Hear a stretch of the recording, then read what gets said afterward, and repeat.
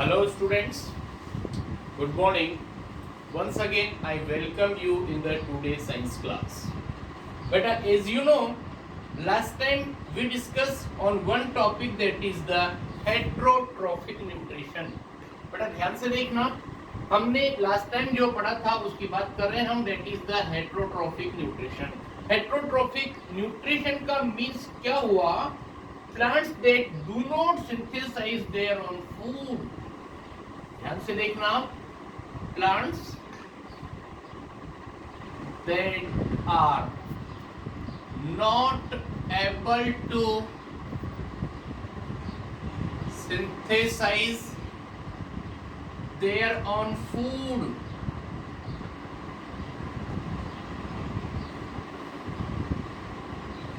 are known as heterotrophs.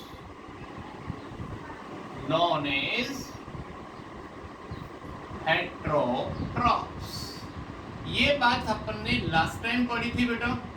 मतलब ऐसे plants जिनके अंदर क्लोरोफिल नहीं होता है, वो अपना फूड खुद प्रिपेयर नहीं करते हैं, वो सब डायरेक्टली और इनडायरेक्टली ऑटोट्रॉफ से अपना फूड लेते हैं, तो उनको हम बोलते हैं हेटेरोट्रॉफ्स. और इस मोड ऑफ न्यूट्रिशन का नेम होगा that is the heterotrophic mode of nutrition.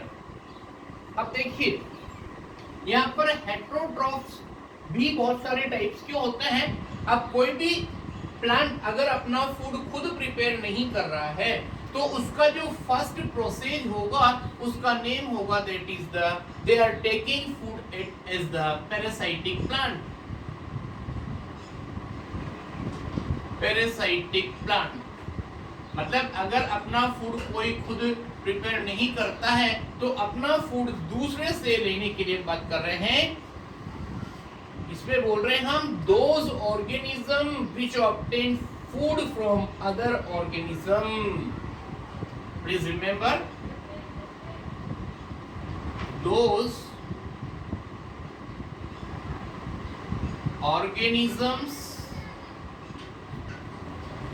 organisms and animals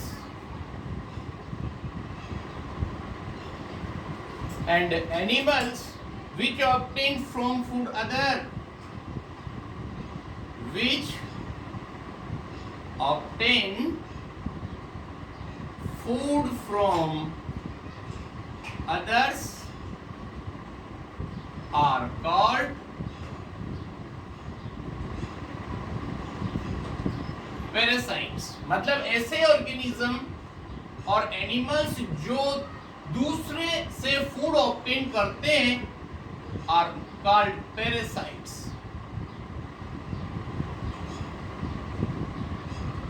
और from which they are getting food. यहां पर बात सुनना कि जो ऑर्गेनिज्म और एनिमल्स दूसरे से फूड ऑब्टेन करते हैं वो पैरासाइट्स कहलाते हैं.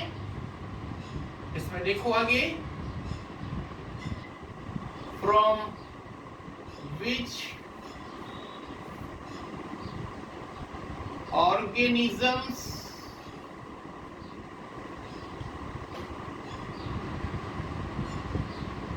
Getting, just a minute, from which parasites getting food are called host. ध्यान से सुनना बेटा, जिससे वो फूड ऑब्टेन करते हैं वो कहलाते हैं होस्ट, और जो ऑब्टेन करते हैं वो कहलाते हैं पैरासाइट्स. इसमें एक नाम सुना होगा, इसका एग्जाम्पल नेम आ रहा है आपका फर्स्ट में, that is the Amarbel. That is the Amarbel. और इसका एक और नेम होता है cuscuta. That is the cuscuta. It is the scientific name for Amarbel. इसके अंदर क्या होता है, अमरबेल जो होती है वो किसी भी दूसरे प्लांट के चारों तरफ, ऑटोट्रॉफ के चारों तरफ लिपटी होती है, और उसके अंदर छोटी छोटी रूट जैसी स्ट्रक्चर होती है जिनको बोलते हैं होस्टेरिया. तो वो होस्टेरिया किसके अंदर डालते हैं, ट्रीज के अंदर, जिससे उनको फूड मिलता है. और फूड जिनसे मिलता है उनको होस्ट बोलते हैं, और जो फूड ले रहे हैं वो पैरासाइट्स कहलाते हैं। इसके और भी एग्जांपल है आपके पास में, दैट इज द मिस्टोलेट और रेफ्लेशिया, ऐसे yellow rattle, witchweed and broomrape are some example of parasites. ये तो आपका फर्स्ट मोड कंप्लीट हुआ। इसके बाद दूसरी बात करते हैं हम, दैट इज द सेप्रोफाइटिक। पहले भी बता चुके हम आपको, सेप्रोफाइटिक या सेप्रोट्रॉफिक दोनों का एक ही मीन्स होता है। मतलब कि कुछ ऐसे प्लांट्स होते हैं जो अपना फूड कहां से लेते हैं, from dead decaying matter. Please remember, यहां पर हम इसकी बात बता रहे हैं आपको। सेप्रोफाइट्स की बात करें हम आपसे, तो वहां पर क्या होगा आपका, that is the plants obtain their food from dead decaying matter are called saprophytic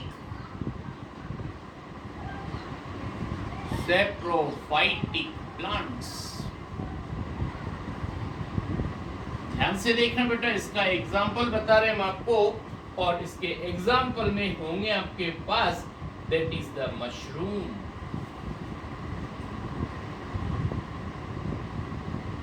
कितनी बात समझ में आ गई?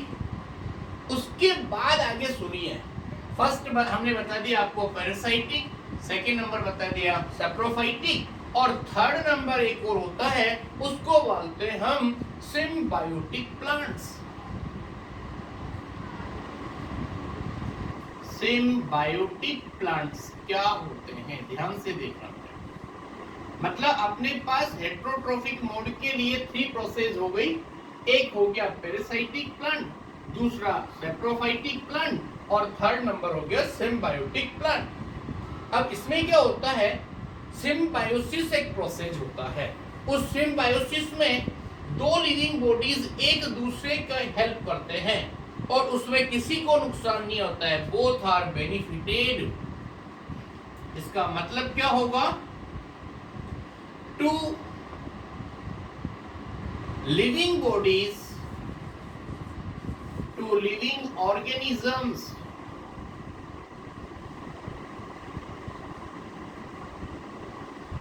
are helpful in the manner by which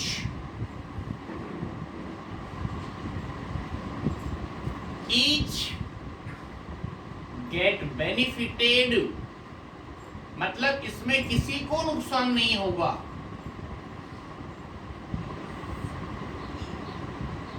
benefited, that is known as the symbiotic। इसका एग्जाम्पल बता रहे बेटा, आपको सुनना ध्यान से। You know that the lichen is an example। इसका एग्जाम्पल मिलेगा आपको, that is the lichen। होता क्या है lichen, ध्यान से सुनना। lichen में you know about the fungus, they are non-green plants, और algae, these are the green plants। तो ग्रीन प्लांट्स एल्गी है, एल्गी अपना फूड फोटोसिंथेसिस से खुद डेवलप करेगी, लेकिन फंगस के जो रूट सिस्टम है हाइफा और माइसीलियम, वो वाटर और मिनरल साल्ट को एब्जॉर्ब करने का काम करती है। तो दोनों एक दूसरे की हेल्प करते हैं, और उसी को बोलते हैं हम सिम्बायोसिस, और ये प्लांट्स कहलाते हैं सिम्बायोटिक प्लांट्स। ओके, उसके बाद पहली बात लाइकेन की समझ में आ गई।